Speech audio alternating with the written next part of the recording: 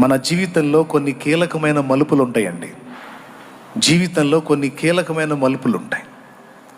చదువుకునేవాడు ఏ subject ఎంచుకోవాలి అనేది ఒక కీలకమైన నిర్ణయం.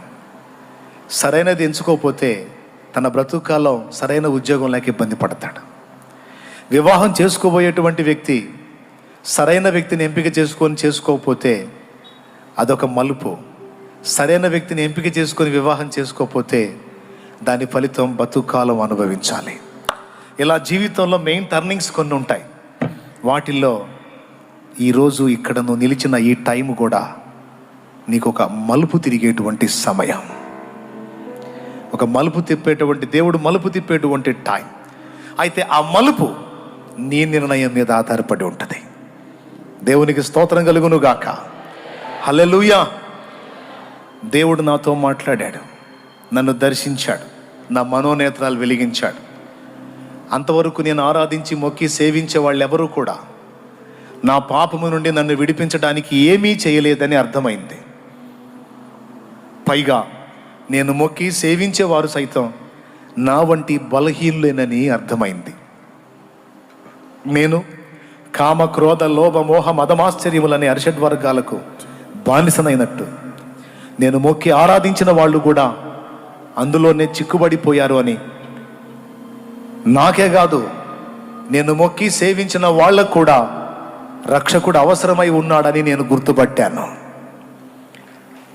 నేను మొక్కిన వాళ్ళందరూ కూడా నా వంటి బలహీనలను నేను గుర్తుపట్టి వారిని, నన్ను సైతం విడిపించడానికి సమర్థుడు ఎవరో గుర్తుపట్టానో ఆయన ప్రభు అయిన యేసుక్రీస్తు.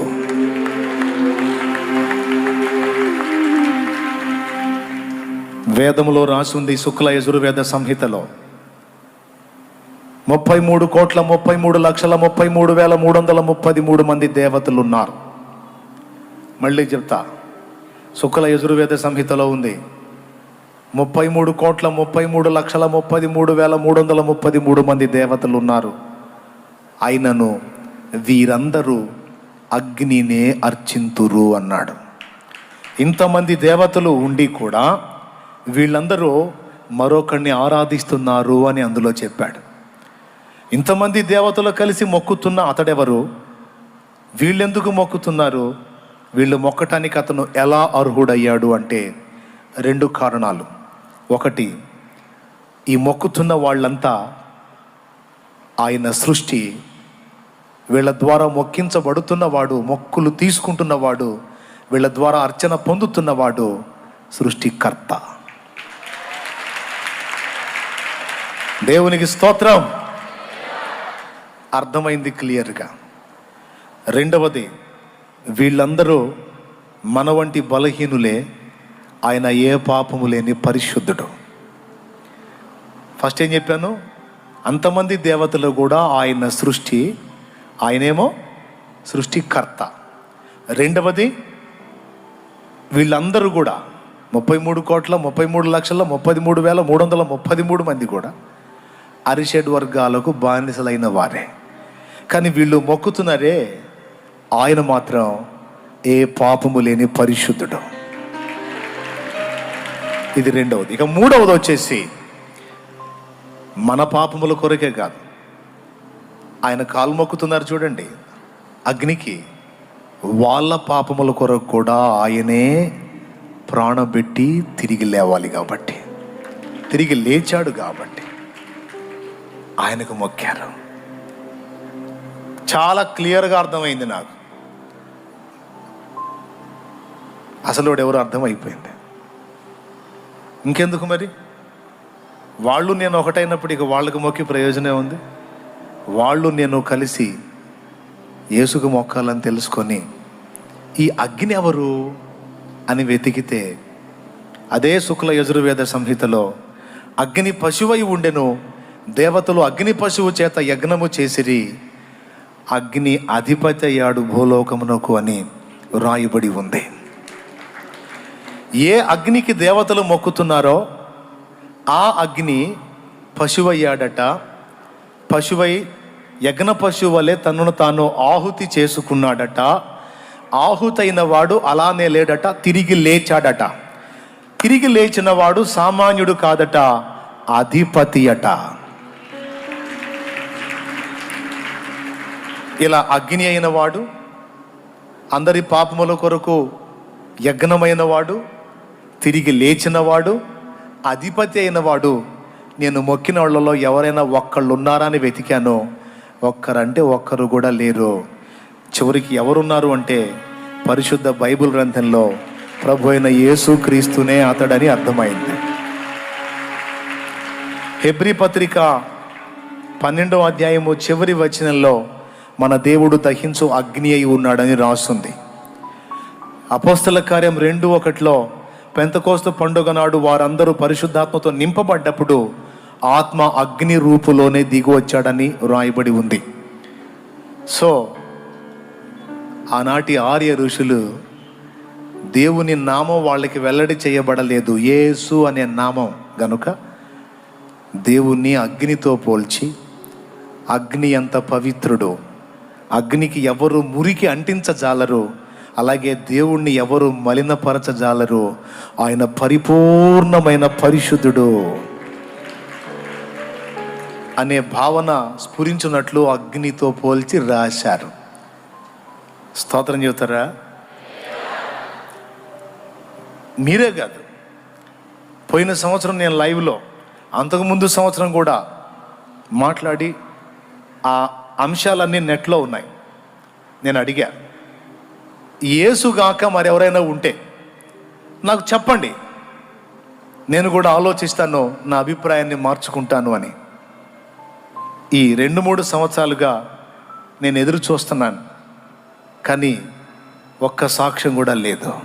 ఎందుకో తెలుసా? వేద ఋషులు గుర్తించిన ఆ అగ్ని, యజ్ఞ పురుషుడైన ఆ అగ్ని, దేవతలందరూ కలిసి ఏకమై మొక్కిన ఆ అగ్ని యేసుక్రీస్తు ప్రభువే గనుక గట్టిగా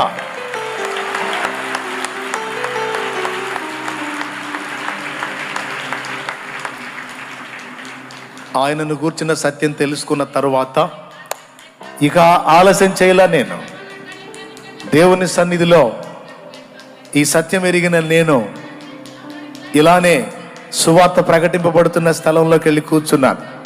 మీలాగే మారు మనసు పొందలేదు, పాప క్షమాపణ నిమిత్తం బాప్తీసం పొందలేదు, సత్యమైతే తెలుసుకున్నాను.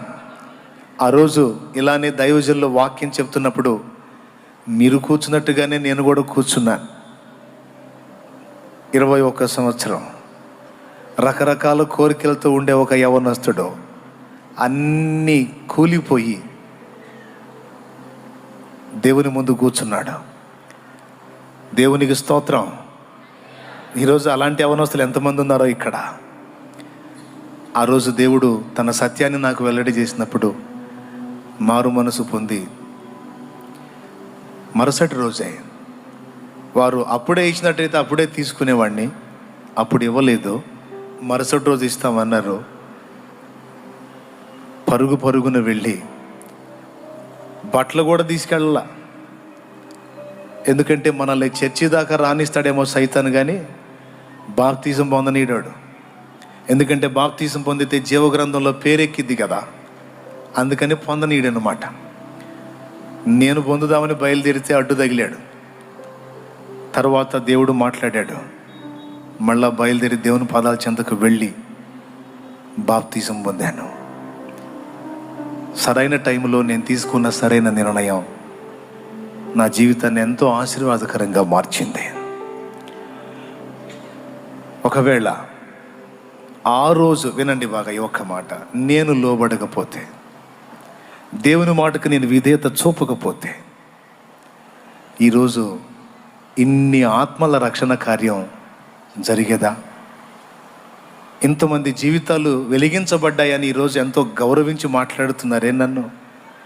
శాలేమన్నా, నువ్వు సువార్త ప్రకటిస్తే విని నేను బాప్తీసం పొందానన్నా నేను ఒకరు, నువ్వు పాడిన పాట విని నేను దేవుని దగ్గరకు వచ్చానన్నా అని ఒకరు, ఎక్కడో ఉండి నీ లైవ్లో నేను వాక్యం విని ఇదిగో నేను బాప్తీసం పొందానన్నా అని ఒకరు. ఇలాగా కోకొల్లలు 1000 మంది చెప్పారు నన్ను ఒక ధన్యుడిగా.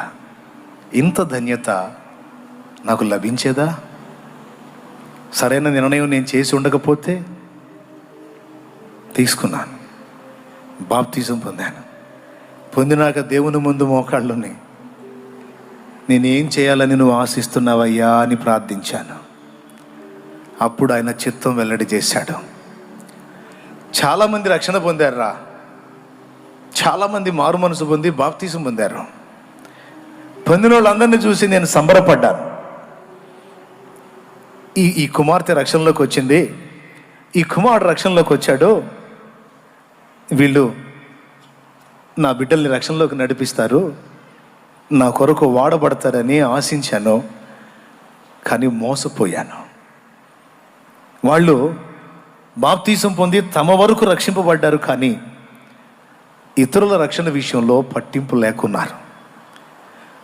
నన్ను ఆశీర్వాదాలకు వాడుకుంటున్నారు తప్ప నశించిపోతున్న ఇతరులను గురించి వారు పట్టించుకున్నారా? ఇది నీ విషయంలో నాకున్న సంకల్పం, నశించిపోతున్న ఆత్మలను రక్షించడానికి నీవు నా చేతిలో ఒక పాత్రగా వాడబడాలని నేను కోరుకుంటున్నాను.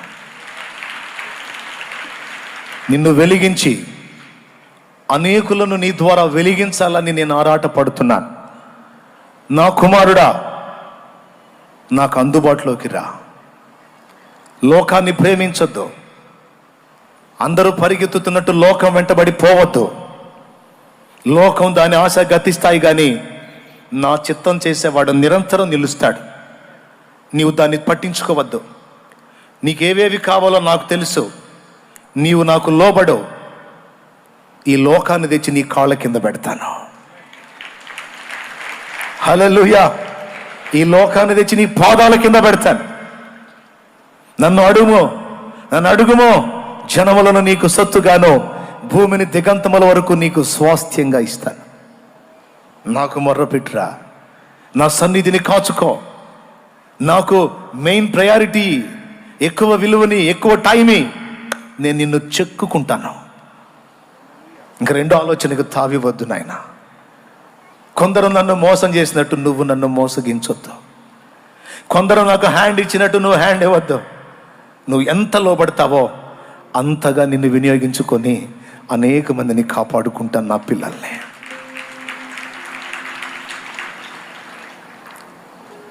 సాల్మన్ అనే వాక్యం చెప్పేవాడు హైదరాబాద్లో. మెసేజ్ అయిపోయిన తర్వాత చివరిలో ఒక పాట పాడేవాడు. నాకున్న ఆర్థిక పరిస్థితులు ఒక పక్క, అప్పుల సమస్యలు ఒక పక్క, కుటుంబ బాధ్యతలు ఒక పక్క, ఇన్నిటి నడుమ దేవుడు అంటాడు, నీవు నా కొరకు బ్రతకాలి అని, నీవు నా చిత్తము చేయాలి, నాకు ఎక్కువ నువ్వు సమయం కేటాయించాలి అని. ఏం చేయాలి? ఆయన పాడే పాట, నేను నమ్మిన వారిలో కొందరు మోసం చేశారు, వెళతామని చెప్పి వెనుకకు తిరిగారు.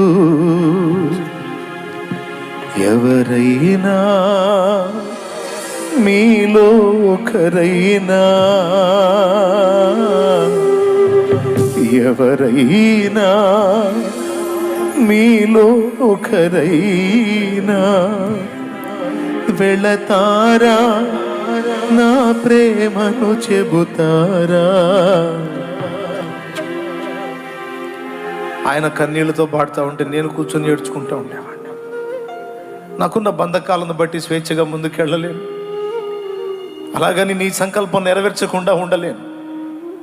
ఏమైనా కానీ అయ్యా, నీకోసమే నేను బ్రతకాలి, నీ చిత్తమే జరగాలి. నా టైం వేస్ట్ కాకూడదయ్యా, నా రోజుల్లో ఒక్క రోజు కూడా వేస్ట్ కాకూడదు. నీ కొరకు ఖర్చు కావాలి, నన్ను అనుగ్రహించని తీర్మానించుకుని అక్కడి నుండి ఈ పట్టణానికి రావటం, ఇక్కడికి వచ్చిన తర్వాత దేవుడు సేవకు ద్వారాలు తెరిచి ఆయన పరిచర్యలోకి నన్ను తీసుకోవటం మీకందరికీ తెలిసిన సంగతే. పరిచర్యలోకి వచ్చిన తర్వాత కూడా దేవుడు నాతో పదే పదే ఎక్కువ మాట్లాడిన మాట ఏంటో తెలుసా? నువ్వు ఎంత సేవ చేయాలన్నా నువ్వు మానవ సంబంధమైన ఆలోచనలతో ప్రయత్నిస్తే అది సాధ్యపడదు గనుక సమయమందును అసమయమందును నా పాదాల చెంత కనిపెట్టడం నేర్చుకో, నాతో సాహచర్యం చేయటం నేర్చుకో. ఆ తర్వాత వెళ్ళి ప్రయత్నించు. నీవు చల్లే ఏ విత్తనం వ్యర్థం కాకుండా నేను దాన్ని మొలిపిస్తా. నీ సేవ, నీ ద్వారా జరిగే పని ఆశీర్వాదకరంగా నేను మారుస్తా. నా సన్నిధిని కాచుకో. అరణ్యపు అనుభవాన్ని సాధన చేస్తే సేవ కొరకు మనుషుల మధ్యలో ఉండాలి, లేకపోతే ఏకాంతంగా నాతో ఉండాలి.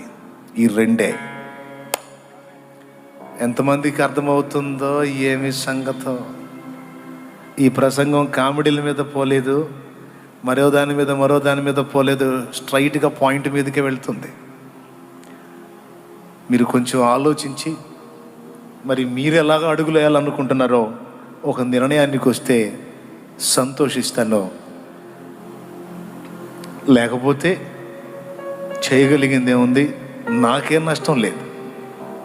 కాలాన్ని, ఆయుష్ని, ఆరోగ్యాన్ని, టాలెంట్ని, జీవితాన్ని నువ్వు నష్టపుచ్చుకుంటా.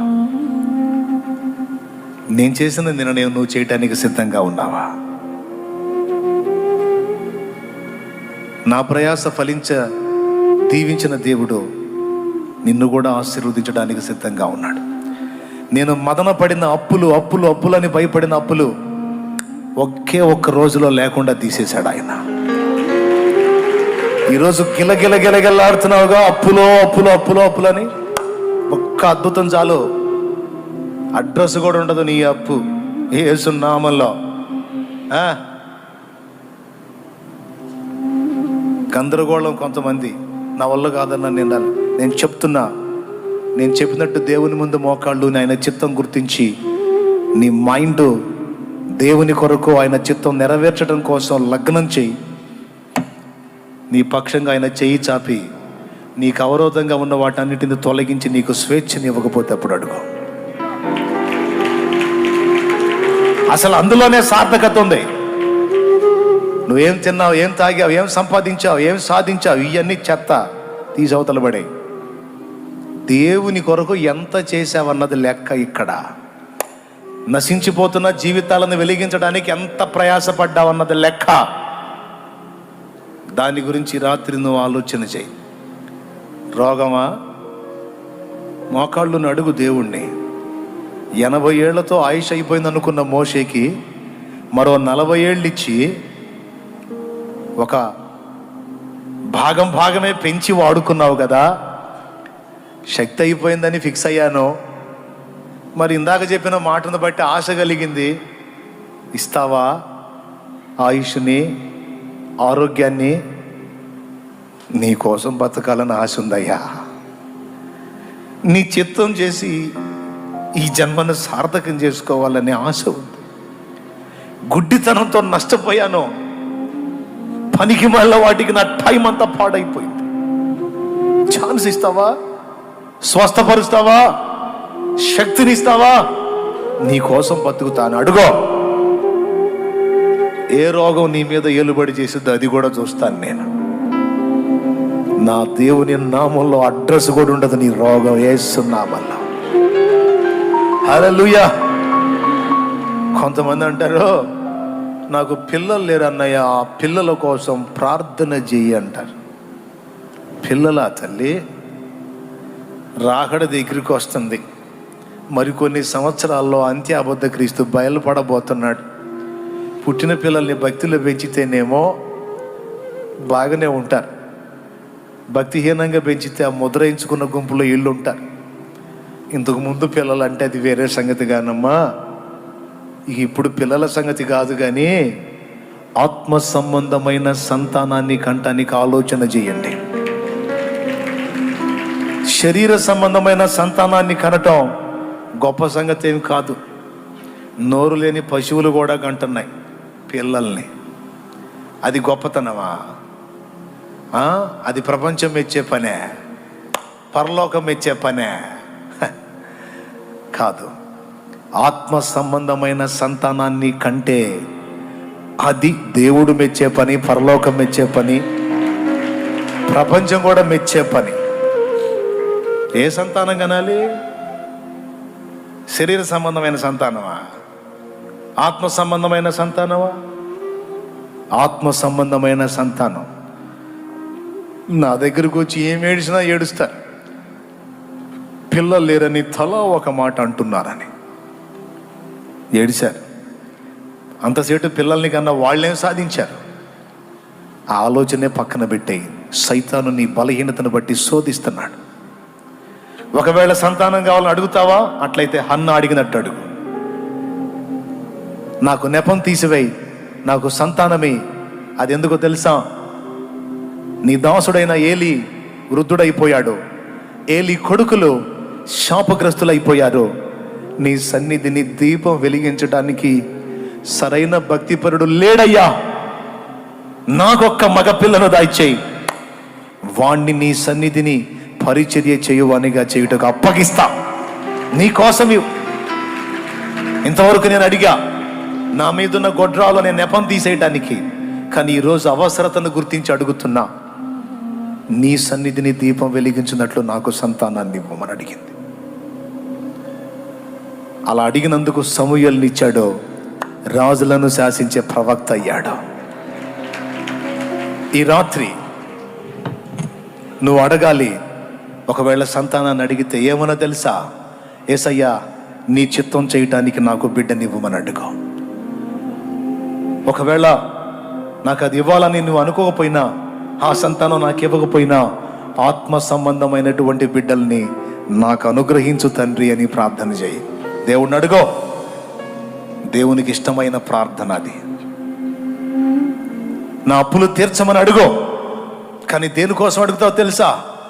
అప్పులు తీర్చుకొని పైసలు సంపాదించి ఫ్లాట్ కొనుక్కొని ఇల్లు కట్టుకొని 2 స్టైర్లు వేయాలని అడగబాకు.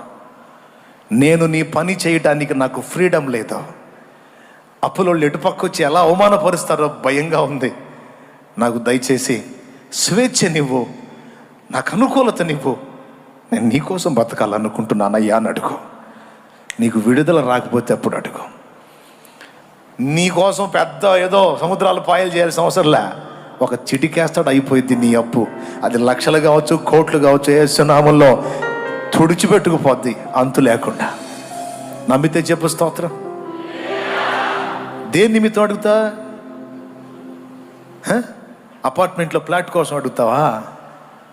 నానా, దేవుని పని చేయటానికి స్వేచ్ఛ కొరకు నువ్వు ఏది అడిగినా. ఆరోగ్యం అడుగో, ఇస్తాడు. దేనికి?